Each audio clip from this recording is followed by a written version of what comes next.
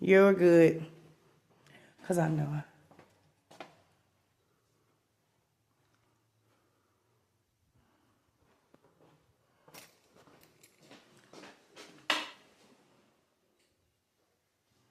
Yeah.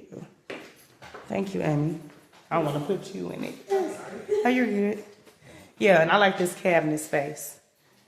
Thank you. I want to do a story time with you all. I've been seeing the trend of the project living, income-based living, but I just want to give you all my own testimony. You know, I can remember being pregnant with my third child. And I was maybe about 10 minutes away from my then home that I had got evicted from. And I remember tough love. No one would allow me to stay with them for whatever reason. And in that time, I just remember sleeping in my car. I mean, legit pregnant, sleeping in my car with my other two children. And no one to really call on. You know, my siblings are out of town and my grandmother was older. You know, naturally, your pride. Sometimes you don't want to put that stress on someone. But I remember one night I was sleeping on the parking lot of the library that was maybe 5 minutes away from my house that I had just lost. And I'm going to be honest, I had seen maybe 2 or 3 other couples at certain times of night.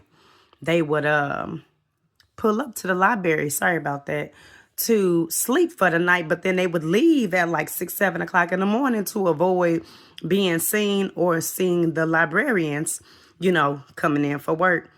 And I'll never forget, this sheriff pulled up. I was sleeping in my car in the front seat. My children were in the back seat. No tents on the car. And I remember a knock at my window. Now, I'm sleeping in my car. My chair is leaned back. My seat is leaned back. And I'm out for the count.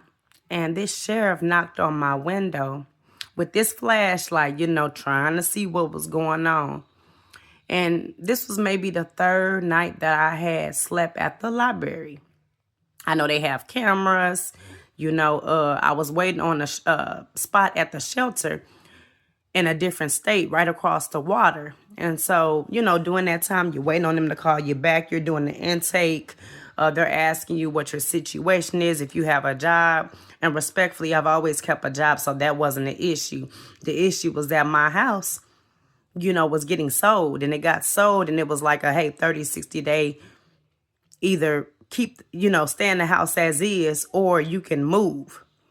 And so, with the rent increasing at that time and me being pregnant, I knew that it was time for a change. And the sheriff, when he knocked on my window, you know, of course I raised down the window, and he's like, hey, is everything okay? I see you got your babies in the back. And he said, well, I want to give you a card. And he gave me a card to his church that he's a deacon at. And, you know, my pride got in my way because I just felt ashamed. I felt like, dang, here it is. This man is knocking on my window. I got these kids. He could have took me to jail, could have wrote me a ticket. He could have done anything. Neglect of children. You know, I'm just being honest. He could have done anything because of this, but he didn't. And he reached in his pocket and he gave me $100 bill. And some might say $100. But when I tell you, I remember that 3 years, 2 years ago, 2 years later, 3 years later, I remember the insight that he gave me. He told me to go down to the church, which I did not do. But he told me to go to the church and ask for resources. Now, respectfully, I already had a few plans. It was just a matter of turnaround time for when the room and the beds were ready.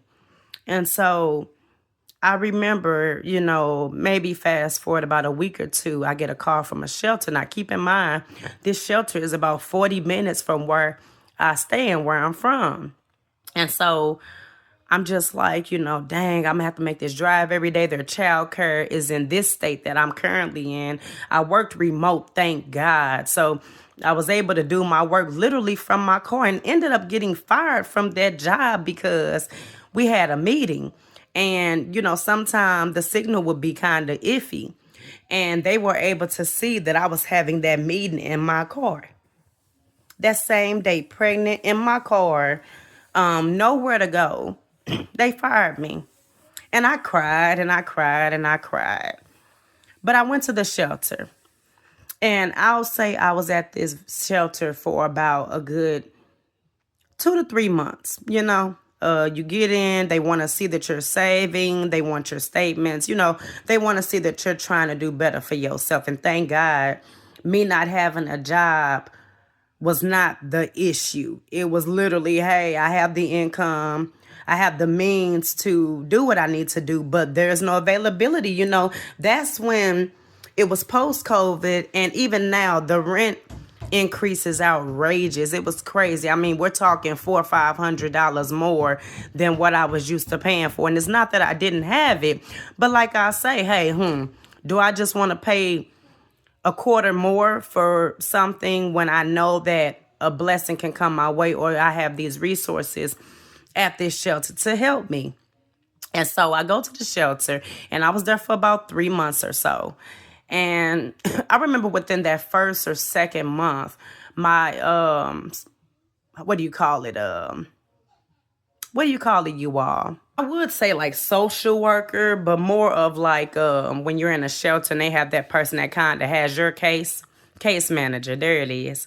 And she came to me, and it was crazy because I was just looking online at apartments. Like I say, this shelter was 45 minutes away from where I'm from. And so although it was so close, I didn't know anything about the city or anything, that I was staying in the shelter at. And I'm just scrolling down these apartments, and this one apartment complex came up. And I'm going to be honest with you. At that time, I'm like, it's very reasonable. I can pay it. It's luxury. But let me tell you, it was getting noisy, y'all. So sorry about that. But yeah, I was looking at these apartments, and they're beautiful, stainless steel appliances, everything that you would want. I love the cook. So the kitchen is literally what you see in the thumbnail. When I moved here, I was in a 3-bedroom townhouse. But I was scrolling down, and I'm just looking at apartments like, what area is this? Where am I at?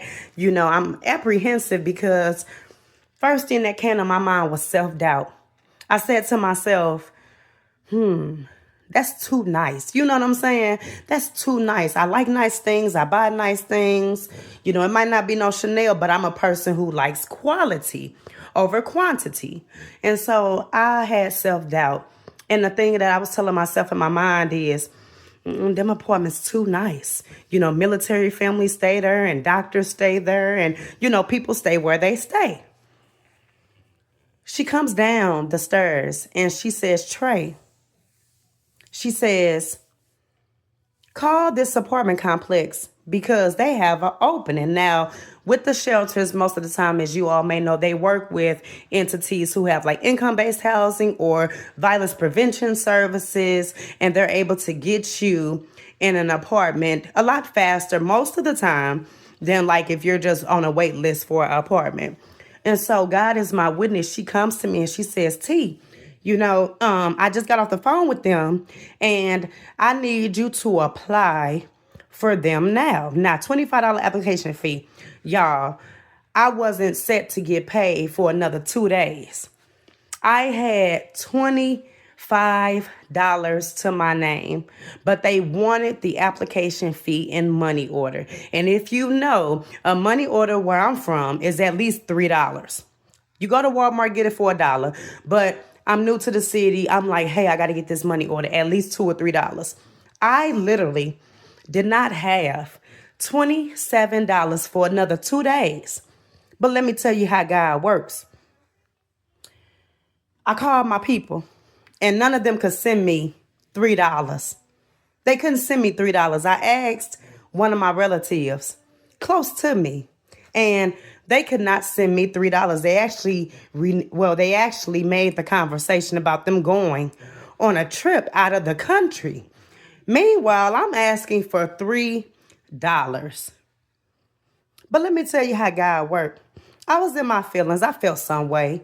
Hey, you telling me that you going to a country out of the U.S., of course, and you can't send me $3 on Cash App. But at the same time, my grandmother always told me, God blesses a child that has their own, and tough love. You have to sometimes figure out the littlest, smallest things yourself. So I scrambled and I got that $3 and I went to apply for that apartment. Now keep in mind, I'm scrolling on the computer before my caseworker came down and told me to apply for these same exact apartments that I was like, they too nice. That's too much for me, although I had nowhere to go with my kids. I had nowhere to go. And here it was, I was telling myself, that's too good for you. I got that $27. I went to the post office on my lunch. I gave them that $3 fee and got the $27 money order. I took it to the apartment townhouse complex. About a week later, I was approved for then my 3-bedroom townhouse. Don't tell me what God can't do. Even with me not even having a roof over my head and being 3-4 months pregnant, I told myself that was not for me, that this, where I'm currently staying, was not for me. Most people look at this rent and respectfully they'll say, how does she do it with 3 kids, or how does she do it by herself? But let me tell you, God will. God will. He will open doors that no other person can open for you. He will open doors that no one else can open for you. I had lost a house. I was pregnant. I was by myself. No one helped me. I wasn't able to get $3 from a relative that was saying that they was going to Madrid. I'm going to just keep it 100. And it's not their responsibility. It wasn't their responsibility. But they say asking you shall receive. And in that moment, I was already down. I was already broken. I was already scared. I was already fearful. I was already, prideful and feeling like, hey, I'm neglecting myself. I can't even, keep a roof over me and my kids' head with a job, with a secure job that I got fired from. I got fired from it. And I was able to pay that $27. And still to this day, I am staying where I'm staying because God opened the door. He saw my movement. He saw that I was prayerful. He saw that I was determined. He saw that I was still kind. He saw that I was still giving positive energy, even when people said no. My family, my friends, they on the phone. Okay, it'll work out, which is true. But that didn't help me. I couldn't get $3 from nobody. So I understand this trend, but I'm on here to tell y'all a real life story that God can open doors that no one else can open for you.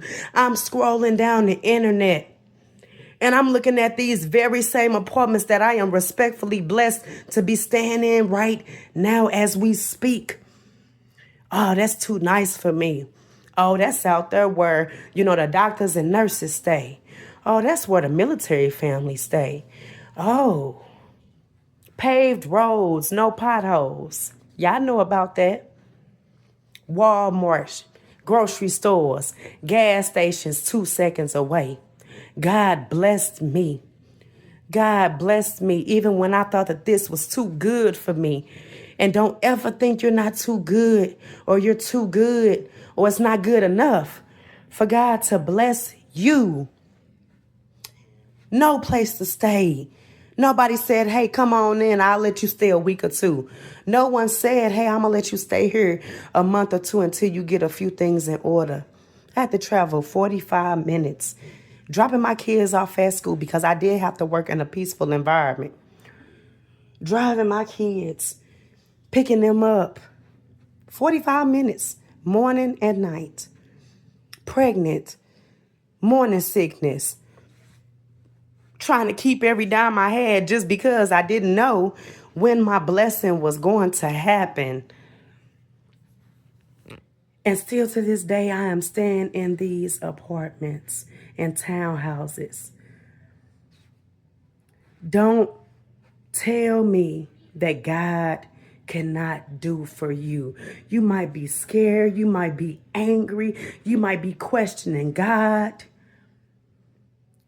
Respectfully, you might not even like God in your other human mind, but know that in your situation, God is going to do things for you that your family can't do. Them people you're calling can't do. The government can't do it. But the government and the people that you call and they can't help you, guess what? They can't stop God's plan either. And this is real. I'm going to insert a video if you all haven't seen it. I'm going to put it at the end or the beginning of this video. But be inspired. Be inspired. Even if you got to downsize like I did, be inspired and know that something is better than nothing and you are always blessed. Don't let nobody tell you what God cannot do for you. I'm telling you, I didn't have $27, 3 kids, didn't get paid for 2-3 days. And that woman came down there and said, hey, they got a 3-bedroom townhouse at the time in which I did move in for you. God showed up and he showed out. And I'm here to tell y'all, yeah, I went from shelter to what I call luxury living, because what God gave me was nothing but luxury. In my place of darkness and soot and shadows, I stayed determined. I stayed prayerful. I knew I had what it takes to meet the income requirements, but God had to open that door for me. You all be blessed. True story.